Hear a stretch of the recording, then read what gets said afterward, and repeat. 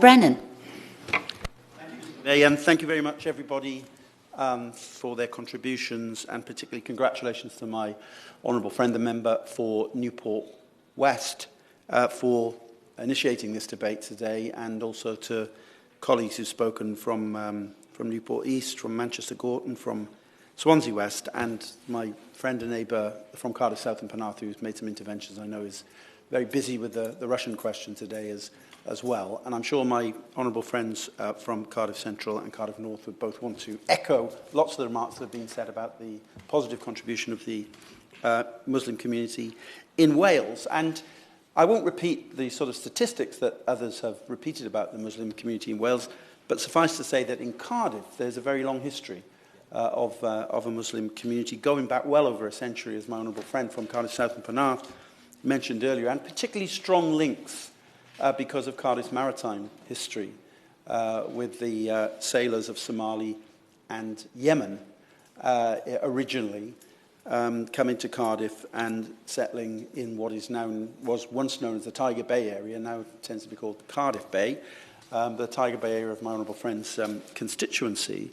And it was a huge melting pot of cultures in Cardiff. Over 100 years ago, if you walk the streets of Cardiff, particularly that south part of the city in the docks, you would have seen a recognisable, multiracial, unique community, famous across the world for that diversity, with a large number of people of the Muslim faith living there.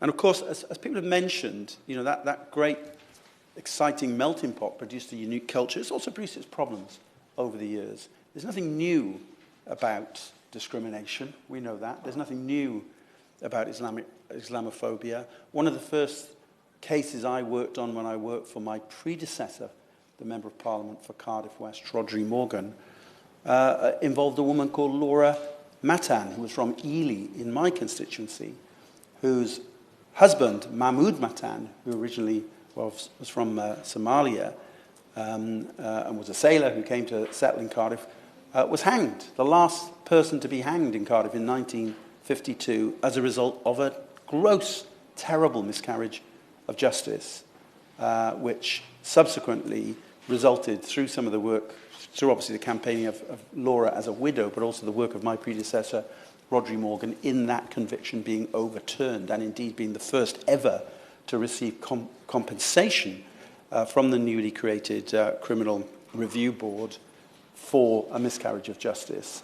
And there is no question at all that prejudice played a large part in that verdict in the trial. Even the defence barrister for Mahmoud Matan back in 1952 referred to him as a semi-literate savage. And that was his own lawyer who talked about him. So we have to be realistic, even though we have a wonderful, marvellous history in Cardiff to celebrate. We also have to recognise that along the route there has been terrible prejudice, and Islamophobia is not a new thing, and that it still exists to this day. However, we should also focus on the incredibly positive contribution that the Muslim community in Wales, and in Cardiff in particular, has made to our capital city. And more recently, as well as the original Yemeni and Somali-based Muslim population in Cardiff, in recent decades, we've had more Muslim population originating from South Asia, and particularly from India, from Pakistan, and from Bangladesh. And I was very privileged a few years ago to travel with a group of Welsh Bangladeshis to Bangladesh and to visit Chittagong, Dhaka, and Sylhet, where most of the, as honourable members will know, I'm sure most of British Bangladeshis tend to come from, and who have fed us for many, many decades in restaurants. And what an incredible experience that was to travel with British Bangladeshis back to Bangladesh and see the vibrancy, a poor country, but a country incredibly rich in culture, in activity. Anyone who says that poor people are lazy should try visiting Bangladesh. I mean, the incredible human activity and endeavour of the people of that country was just inspiring to me as someone who'd never visited South Southern Asian country before, and it was an amazing experience. And as others have said, within Cardiff West, there are several mosques. The Muslim community made an incredible contribution during the pandemic, not just in charitable acts within the Muslim community themselves, but in reaching out to anybody who needed assistance, particularly the elderly. And it was inspiring to see the way that the community organised itself to help the elderly community of all backgrounds around my constituency of Cardiff West during the pandemic. So I wanted to say, they are proud to be Welsh Muslims. I know that because they tell me that, and I'm proud to have the privilege of representing the community in Cardiff West in Parliament. I'll give way to my honourable friend. Made about the links with Bangladesh, and recently had the chance of meeting with the Wales-Bangladesh Chamber of Commerce and hearing more about those links. Absolutely fantastic. But he agrees with me that also a number of the Muslim-led Muslim majority organisations are doing fantastic work in education with young people. Actually, some of our sporting organisations, I know he has similar in his own constituency, such as Tiger Bay Boxing Club and Tiger Bay Football Club, not only are delivering amazing sporting prowess in the community, but they're also running tutoring, education and inspiring young people with mentorship alongside that. Yes, I'd endorse everything my honourable friend said and add to that. My constituency is also the home to Glamorgan Cricket Club, and we recently had controversy, regarding racism in cricket. And I'm a member of the Digital Culture, Media and Sport Select Committee, and recently the chair of Glamorgan County Cricket Club appeared before us to talk about some of those issues. Now, Glamorgan County Cricket Club in Savile Gardens is actually, right on its doorstep, is one of the biggest Muslim communities in the country, and certainly in Wales, in Riverside, which, by the way, is on the west of the river, which the Conservative Party don't seem to have noticed in their proposals on boundary changes, wanting to move part of the west of Cardiff into the other side of the river somehow in their proposals. Well, they'll have to fight me tooth and nail on that, because that is where the heart of the Muslim community is in my constituency, in Riverside, on the west bank of the River Taff, which is the major geographical boundary in Cardiff, which should be respected by one and all. And hopefully the Welsh Conservatives will revisit that crazy idea as the Boundary Commission hearings go on. But anyway, before you tell me off, Ms McVeigh, for straying too far from the subject of the debate, what I wanted to say is that I'm proud to represent the Muslim community in Cardiff West and indeed, across Wales. Now, I also want to, as with others, to praise the political contribution that the Muslim community made to all political parties, actually, in Wales, in fairness.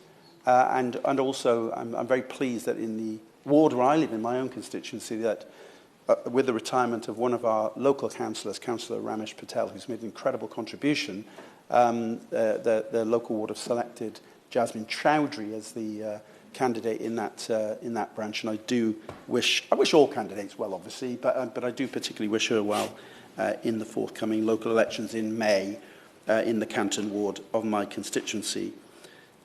There is, however, one Muslim constituent I'm missing, Ms McVeigh, at the moment, and he's a young man called Luke Simons, who, like many people from Cardiff, has a family background linked to that history, which I talked about earlier, linked to Yemen. And Luke travelled in search of his roots a few years ago out to the Middle East and ended up, looking up his family in Yemen, ended up converting to Islam actually, and marrying a local girl. And sadly, 5 years ago, he was detained at a Houthi checkpoint, having tried to flee the country when civil war began, and has been held without trial, without being accused of any offence by the Houthis for those last 5 years in Sana'a, in Yemen.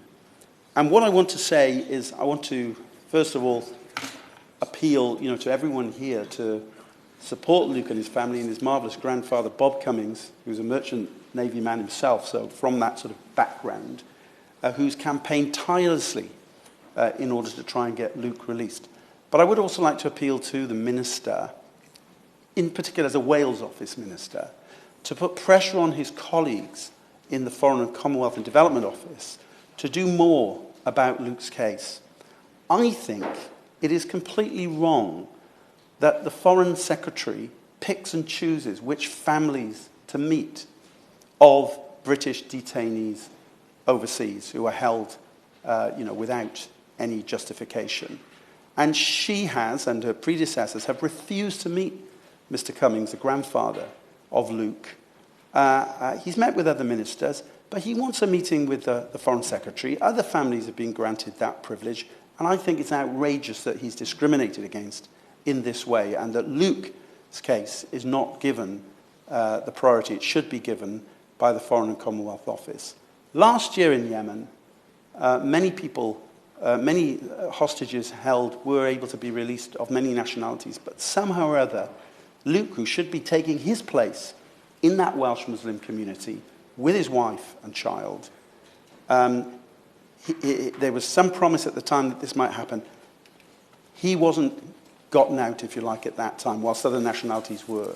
Why is it that we as a country seem so poor at being able to get our people home in these circumstances when other countries succeed in doing so? What's going on at the Foreign and Commonwealth Office that means we have a terrible record in this regard when looking after our own citizens? So what I would sincerely ask the Minister, as a Wales Office Minister, is to take interest in Luke's case and to put pressure on his colleagues in the Foreign Office, A, to do everything they possibly can to get him released so he can come and rejoin the Welsh Muslim community in Cardiff, and B, to put pressure on the Foreign Secretary to agree to meet with Luke's grandfather, Bob Cummings, so that he can directly put to her the impact this case is having on their family. Well, we've certainly